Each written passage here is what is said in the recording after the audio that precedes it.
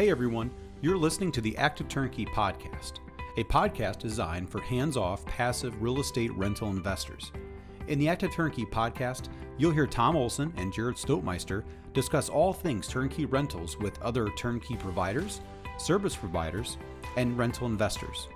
Our goal is to help you reach your financial freedom and whatever comes after that. Let's go. Hey everyone, welcome back to the Active Turnkey Podcast. I'm your host, Jared Stoutmeister, and this is Tom Olson. He is the owner and operator for Good Success. I'm not the operator. You're the operator, Jared. I'm operator? You're the operator. Oh, Jared's in charge. That. Watch out, everybody. Jared's in charge. I can update my business card now. It's exciting. I cannot wait to do that. I have assistant to the Jared's the owner. assistant to the... Tom has Good Success, Olson Group, Olson Property Services, Olson Construction Management Company, among other things. Sarah Joe, these different companies, but you know Tom pretty well by now. I think if you've been listening to our podcast for any length of time, but we're back, and today, But do you really know me? That's a great question. Tom is just really—he's correcting me very well. I'm sorry. I'm not trying to correct you. No, I need it. I'm trying to be funny, and I'm failing miserably. Hey, it's good to know. It's good to know. So today's podcast, we're going to talk about handling maintenance issues. Jared, are there really ever any maintenance issues for a rental? Yes. Are you sure? Yes. Well, when the guy that I was watching on TV, he just told me... What TV was this? What TV channel? Well, I was listening to a podcast one time, and they told me that I should buy rentals and that I'm just going to get money in my account every month.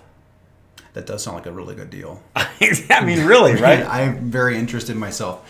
I like it. So we'll see if we can check that out and get back with you guys on that. But in the meantime, I would say most people are going to say you're going to have maintenance issues. Well, you should. I mean, think about it, Jared. If you are, you have a house, right? I have a couple. Do you ever have any maintenance issues on your house? I have had several maintenance issues on my personal home, yes. You know, so this morning, I went out to my backyard, and my neighbor is digging this massive hole in his yard. And he actually has to dig in my yard. And it's going to cost him $16,000. Yikes. And it's his own house. That could happen on a rental. That could happen. If it happened at your own home, it could happen anywhere. Right. I mean, I think that's a really key point there when we're talking about maintenance issues. They come up. Yeah. Right. I mean, we even put them in our performance. I mean, it's like we should plan for them to happen. Right. That's true. I'm really glad you said that. A lot of times, and actually, that's kind of being in. It'll just kind of segue us right in the deal right off the bat. So. You know, what I do, I work with buyers, I send them proformas, and when you're vetting a deal, you're looking at all the information. You're doing your due diligence. You're looking at the cash flow, cap rates. You're looking at the areas. You're looking, is this the type of place I want to have my property? How do I get funding? Funding, yeah, lending. What have if you have enough funds, and because that may determine your deal. Right. Maybe you can buy one for $55,000. Should I put this in an LLC? Now that is going to be in a different podcast. Okay. There's all these things, Jared, that you have to think about when you buy a house. It's true, and we've gone through some of these before, but this is on a deal by deal basis. It's one of the processes you go through, right? And so, but in many cases, it seems like what is forgotten is the fact that property vacancy and maintenance is on the proforma, not just as a line item, but as something that happens. And it's going to happen. It's not. It's not like if it happens. It's when it happens. And honestly, I think the reason for this whole podcast is because I was talking to an owner, and he was talking about different property managers that he has, and he was telling me like one person, he's like they're great communication, but it seems like they're sending him maintenance requests like every 4 or 5 months. And it would seem like, for him, he was thinking, well, I'm paying more money out, and maybe I'm not making as much money with those properties. But then he showed me one of his other property management companies, and he was, going through, and he's like, I haven't had a maintenance request on these 8 properties in 3 years. And I'm like, wait a minute. I'm like, it's possible that property manager isn't even doing their job then, because that's not possible. Right. Now, I shouldn't say that's not possible, because yes, I mean, I've owned houses where we did no maintenance for 3 years. But I don't think I've owned 10 that those same 10 didn't have any maintenance issues for. And so, I mean, and it's what's interesting is like we get properties all the time that were managed by other property management companies. And we find, and the problem is like the little things just kind of add up. So if you're not taking care of them as they come up, well, then it just becomes like a much larger problem to have down the road. So, that kind of maybe even feeds your ego a little bit, because if you're thinking that you bought a property or several properties from a property manager and you're just not getting any repairs, you may be thinking, boy, I did a good job of choosing this property. Man, I am really good at this real estate thing. And it's great. I mean, honestly, like you will have great tenants from time to time. Sure. We have a tenant right now that's in one of our buildings that has been there for over 20 years. But that's not the norm. So I would not. That's the outlier, just so everybody knows. That is not the norm. I'm going to buy my next deal expecting a 20-year tenant. I want to expect a 20-year We could get offer 20-year leases. Yes. 20-year lease. Like it. That's a new thing that gurus are going to start selling now, Jared. They're going to hear it first here on the Active Turnkey podcast, and they're going to start selling 20-year leases, and they're going to start having a whole guru program to teach you how to build 20-year leases. With no repairs. With no repairs, yes. And on a kind of even the rent-to-own whole aspect is all about not having repairs. But honestly, I mean, we've done over 100 of those ourselves. Yeah. And what we learned is that, if we put the maintenance on the tenant, like, it doesn't happen. Right. So like it's now, will a small percentage of those people actually perform? Yes. And if you really focus on getting those rent-to-own people to actually get a mortgage, and you really focus on helping them get their credit repaired, and you really do make a big portion of your management, then I think a higher percentage of them will perform. But vast majority of those will never cash out. I think in my career we've probably done about 150 lease options, and we maybe have had 10. That's on the high end too.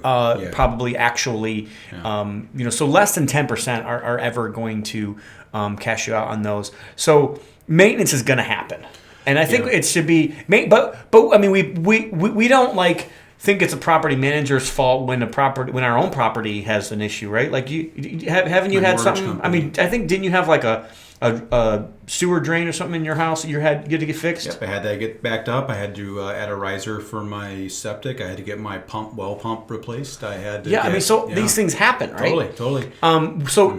And you had a home inspector probably inspect the house before you bought it, and they inspected it the best they possibly could, and you lived there for a year, and guess what? Something happened, right?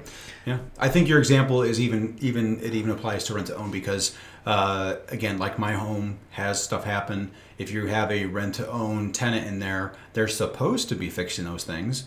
However, just like I may put off a repair, so too may the tenant who's supposed to be doing it according to their lease, as far as making those the lease option repairs. So it's still applicable. I think it's a very good illustration. And so on that line is we kind of looked at the polar opposites, even where you have some where you think you may be getting too many notifications from your property manager about this repair, and that could be considered bad. And then you have on the other side where there's absolutely nothing. You're hearing nothing. Oh, great news! I'm collecting my rent. This is amazing. It's the best thing ever. That is actually probably worse, because you just don't know the extent of the repairs and how bad it's going to be until you have a tenant leave after 3 years. Well, think about it. Like you own a car, right, Jared? I own. What do you think would happen if you didn't change your oil ever? You would pay less money, right? Because it costs you, like right now. It's about $80 to get your oil changed now. At least for my car is now. I mean, with all the new GM oil and all the whatever stuff you have to have, and it's 6 quarts. I don't know, whatever. But that's a different podcast. Well, I'm just saying, like, it used to be like $30. I'm like, what the world? How did it get to $80 all of a sudden?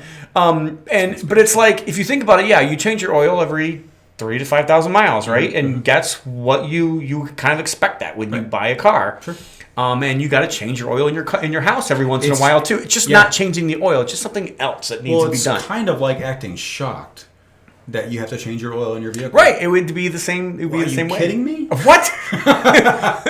Oh man, we're not making a lot of these things, but it is true. It is true. It is true. I mean, these are things that you would expect, and yes, you don't really think about it when you buy. And really, the opposite effect. In this case, your vehicle actually depreciates, where actually your property appreciates in value. Yeah, for the most part. And I actually have a friend of mine who his mother didn't know that he was supposed to change his oil, and they went like 40,000 miles with no oil change. Well, guess what?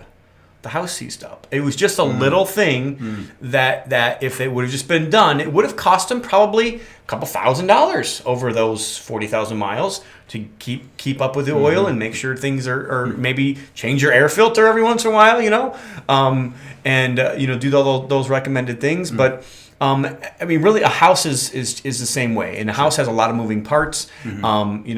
I mean, like I was saying, for my own neighbor right now, he has a $16,000 repair, and it's a nice neighborhood. Nobody would have thought he's lived there for 3.5 years, and nothing has been wrong. And all of a sudden, his pipe collapses underground, and things happen. Right. So it can be big stuff like that, or it can just be minor stuff. That needs to be taken care of, and I think there is some wisdom to like making sure that repairs are legitimate. There's wisdom to making sure that there's maybe proper pictures and making sure that the things are properly documented, that it did need to be done. But I think all in all, the other thing where we do want to make sure that we stress is that when you buy a property, you are going to have repairs, and if you don't have repairs, you still have repairs. You're just not paying for those repairs. You're just not making the repairs. So and it's almost like in a company. So in a company, sometimes you have a marketing budget, for instance, and you say, we've got, let's just say you got a $20,000 marketing budget for your company, and you're like, okay, well, we've spent. It'd be really bad, right? If we spent $40,000, right? That'd be really bad. But it'd be just as bad and maybe worse for that company if they didn't spend any. Sure. So, like at the end of the day, you're going to pay for it one way or another, and it's probably better to stay on top of it. Again, if you're going to err on one side or the other, I think you want to be right in the middle. You want to be like a perfect world, and everything is perfect.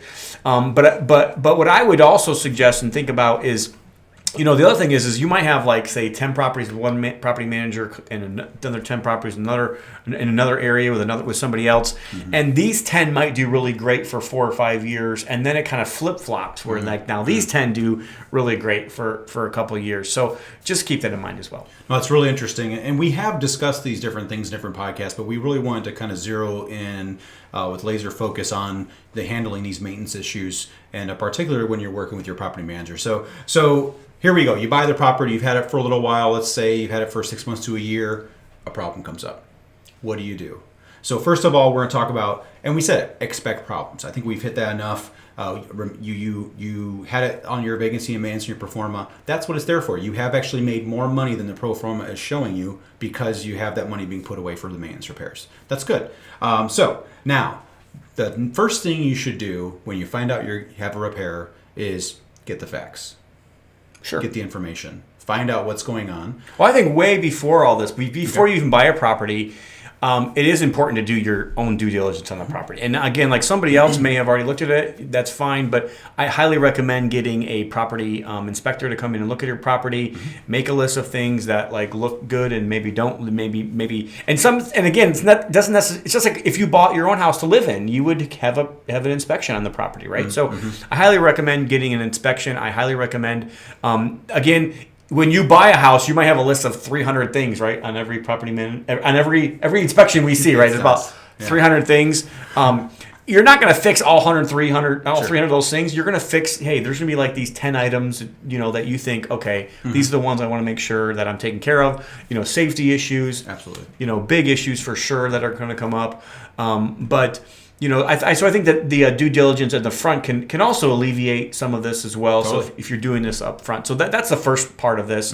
But then when an actual, I wouldn't even call it an issue. To me, it's like it's not an issue. It's like I expected it to happen, so it's not even really an issue. It's not really a problem. It's a maintenance. It's a maintenance. It's like repair. If I have to repair. I mean, if I have to get my oil changed, is it an issue? No, it's not an issue. It's not is it a problem that I have to get my oil? No, it's just a repair. I've got to continue. It's maintenance. I got to do. So, I don't know what your question was, Jared. I think you were asking me, like, what do you get the facts? Oh yeah, that's right. So then, when you actually find out that you have a repair that needs to be done, get the facts about it. Absolutely. I would even say if you bought it from a turnkey provider and it's from us or from anybody, I would go back to the original scope of work and what was stated up front that was included in that property. And I know most turnkey rentals, and maybe not all of them, but most turnkey rentals will tell you they're going to give you at least a 1 year warranty on any of the work that they did. And I know we do that as well. So if we put in something in that property, we want to make sure that we warranty that for at least a year, and we're going to pay for it ourselves if something goes wrong. Now, if a tenant goes in and like smashes something with a baseball bat, I'm not paying for that. That's on the tenant. But anything that's not tenant damage, anything like a light stops working, a dishwasher stops working, HVAC has a problem, if it's a brand new roof and the roof leaks, all that kind of stuff. I think that's the first part of getting the facts. Know what it needs to be done, get pictures, and then maybe see if it was already part of some other kind of warranty. Yeah, in my experience working with different investors, everyone has different personalities, and so that's one thing we need to keep in mind, and I need to keep in mind when I'm working. However, there have been some situations where I think some guys have kind of jumped to conclusions about a repair when really more or less the property manager is doing their job. They're letting you know, hey, we have this issue, whether they have have it resolved or have options for you, or they're letting you know, hey, just let you know we're working on this. We'll get you more information, but we want to make you aware. In many situations, that is a big deal. All of a sudden, it becomes something that now we're looking to cast blame. When in some cases it could just be very minor, or it could be major. We're not sure, but it doesn't necessarily mean that it's anyone's fault per se. But you can do that. It's your right. But in the end, we want to at least make sure we have all the information before we do that. You want to make sure you have that. So, not jumping to conclusions. And then really, after you look at the scope of work, in many cases, like you said, we've had to where, hey, that's us. We can take care of that for you. That was in the scope of work. Absolutely. So really, you want to find out, okay, is this something that I need to pay for? Or is this something that the turnkey provider is going to pay for? So those are things you certainly want to do. But one thing I've seen is there have been a couple guys who've even initially ended relationships and it ended up not being anything. So you got to be very careful with that because you've done so much work. If you're going to go back, even before the property, you've vetted somebody and you decided, hey, I really like these people. They seem trustworthy. And you're going to end a relationship over something very minor. And understanding that was the whole purpose of investing in that market anyway with those people. So I would caution, again, I'm not telling you can do what you want. It's their choice. But at least have the opportunity to kind of dig in and get the information and get the facts. Well, I think that my wife says 80% of people are stupid. So that's what. How can we frame that? I'm just saying. My wife says 80% of people are stupid. So, I might take it a little farther than what Jared's saying. He's saying you can do what you say you're going to do. But I think you're stupid if you end a relationship over something that's just so minor. I mean, really, at the end of the day, this is an investment, and it all has risk. And I'm not even sure who you're talking about with this. So this isn't personal for me at all. But I do know that I have seen investors at times, and I've even seen investors get upset at other investors, and they've come to me asking me about a certain thing, and then I had to give them the truth. This is what happened. This is the truth, and then it was almost like they were like, oh, and they it was almost kind of like they were hoping that they was going to be bad, and it wasn't that bad. And I'm like, well, no, this is the truth. I don't really know what to tell you. This is really what what's going on, and this is how. And I have nothing to gain to tell you something good or bad about this person. I'm just giving you the truth because that's what I believe in. I believe that you should just give people the truth, which is kind of a novel concept. Yeah, seems like these days. But at the end of the day. Jared's exactly right. Now, sometimes people make mistakes, so but jumping to conclusions doesn't help the fact that they made a mistake or not. It is what it is. So, get the facts. No, that's good. And so, moving on, we're getting the facts here. Make sure you have the information. The next thing was really important, and it's ask for options. So in that case. We're not talking about a minor repair here. We're not talking about, hey, the toilet handle's broken. They need to replace the toilet handle. That's pretty obvious. We need to fix the repair. It's $3, right, Jared? Right. Okay. Yeah. So we've had that too. Well, how come this is $25? It only costs $3 for a handle. I'm like, well, you have to send somebody out there to do it, right? Yeah. So, anyways, sorry. There's that. But yeah, so in that case, we probably wouldn't recommend you ask for options for how many different people can price out the handle on the toilet. Right, but if it's an issue of a couple $100 or more, and Right. it is definitely a good thing to get options, and a lot of property managers will already have options for you, especially if it's a larger repair, like if a roof needs to be replaced or if something larger happens.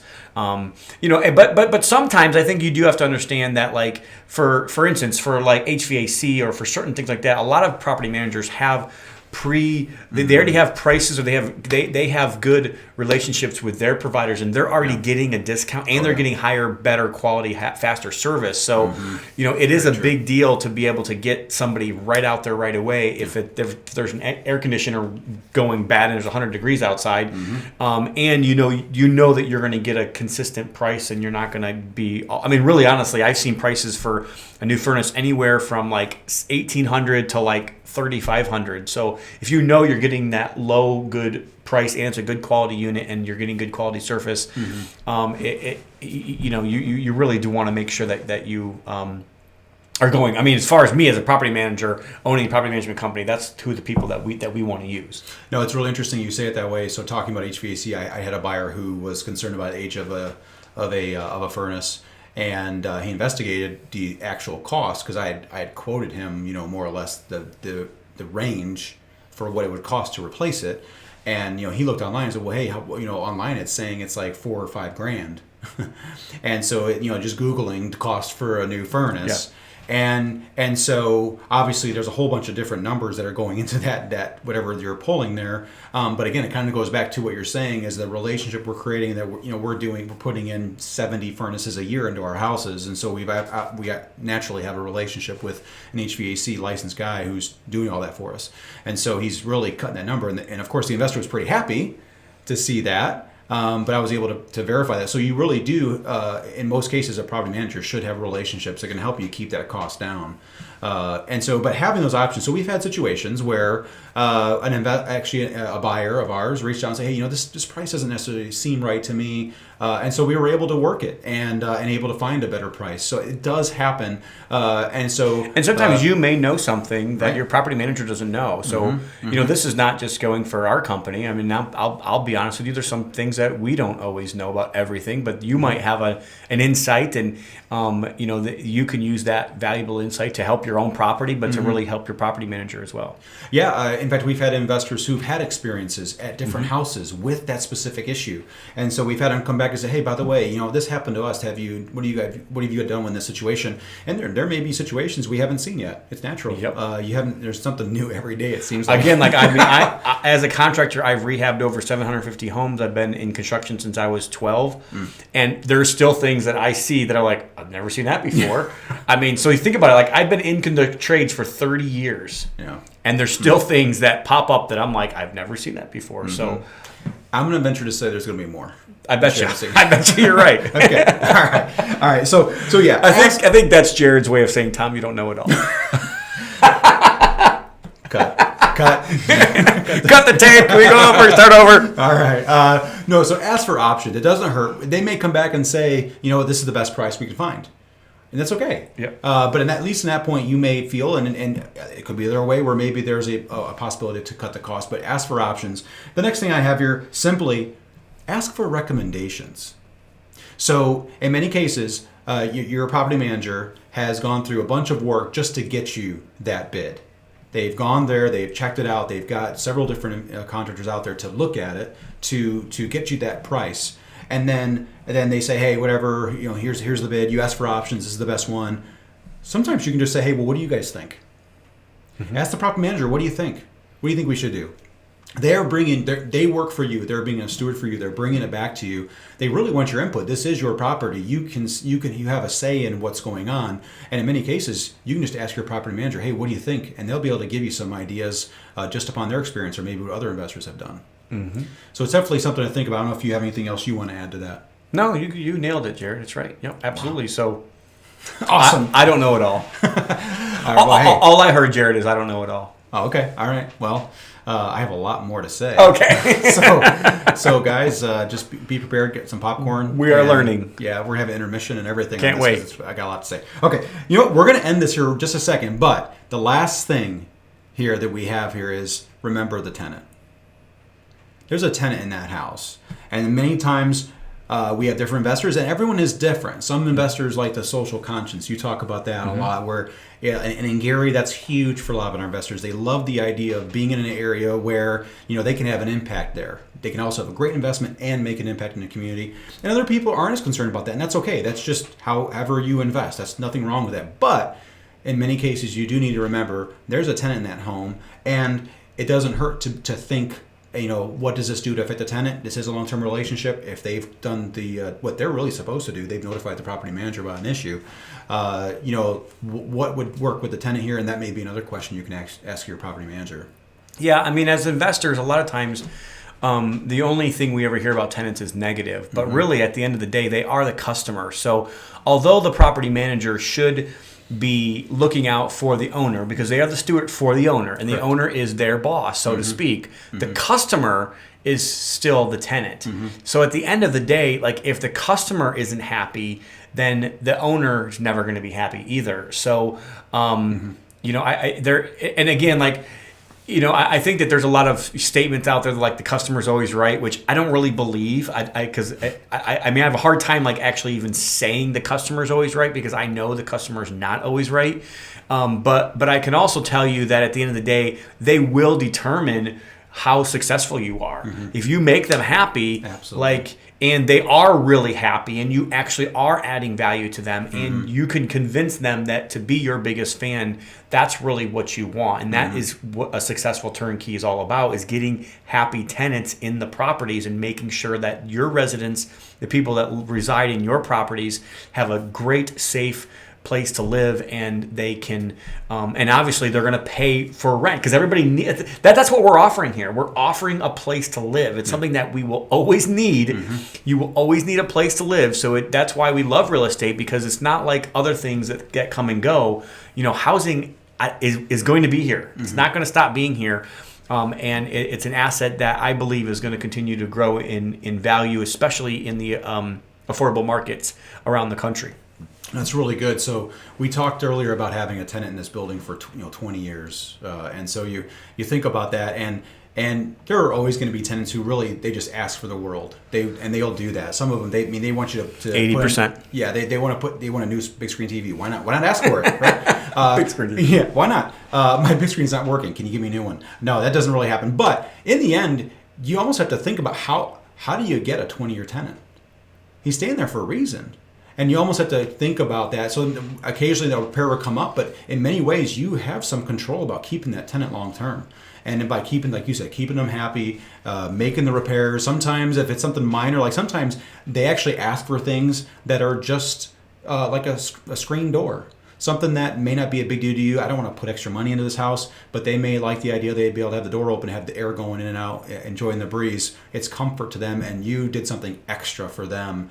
That goes a long way for the tenant. It really does, and we try to do this at every tenant's year anniversary. So every year, we're sending them out a letter way before it's even time for them to sign up, and we're telling them, hey, like, it's your year anniversary. We're not telling them it's time to sign a new lease. We're saying it's your year anniversary. Sure. This is something to celebrate, right? So, and we're trying to tell them that, hey, we appreciate you, and we appreciate the fact that you're in our property, and we want to let you know that, and and we'll tell them the owner would like to help you with something in this property, and we'll give them a list of like maybe 3 things that they can actually put in the property. We'll put like a new closet organizer in, or maybe we'll give them. I don't like giving TVs. I don't like giving them money, but maybe we'll get like a ceiling fan in one of the rooms, or maybe we'll put a screen door on the property, or maybe give them some landscaping, or maybe we'll do cleaning for them. But and if you notice that there's a theme there, all those things are like adding value to your property, and it's a great way to be able to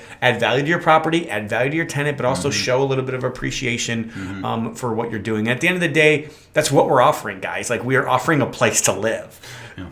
And in many of those things we discussed, now we're not talking about major repairs, but in many of the kind of like nickel and dime repairs we're talking about, you could almost rename the podcast that we're having today, How to Keep a Happy Tenant. Exactly. Yep. It's by doing these types of minor things, and even the response rate, and a good property manager who is kind of saying, oh, hey, this issue came up. A good response rate is going to have something to do with that. They have to live in that home that's having this issue, whether you believe it's a big deal or not. To them, it is. And then once that's repaired quickly, they're going to think, boy, this is great. I have a great property manager. They listen to me. And again, that could have a big impact on how long they stay in your home.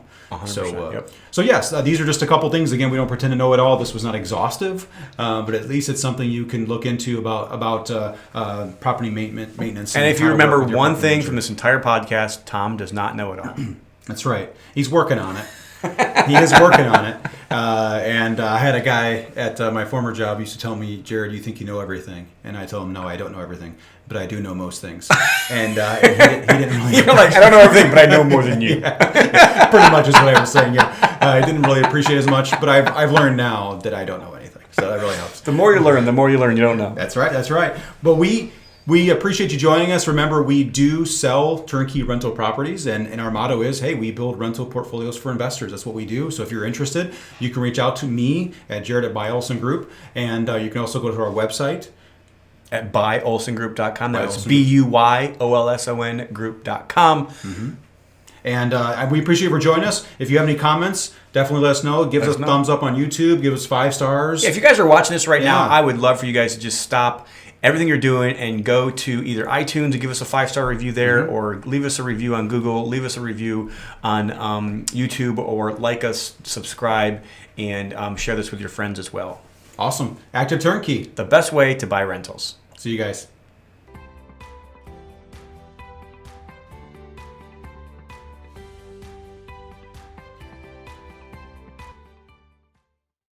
Olson Group Network makes no warranty, guarantee, or representation as to the accuracy or sufficiency of the information featured in this podcast. The information, opinions, and recommendations presented in this podcast are for general information only, and any reliance on the information provided in this podcast is done at your own risk. This podcast should not be considered professional advice. Unless specifically stated otherwise, Olson Group Network does not endorse, approve, recommend, or certify any information, product, process, service, or organization presented or mentioned in this podcast, and information from this podcast should not be referenced in any way to imply such approval or endorsement. Any third-party materials or content of any third-party site referenced in this podcast do not necessarily reflect the opinions, standards, or policies of Olson Group Network. Olson Group Network assumes no responsibility or liability for the accuracy or completeness of the content contained in third-party materials or on third-party sites referenced in this podcast, or the compliance with the applicable laws of such materials and/or links referenced herein.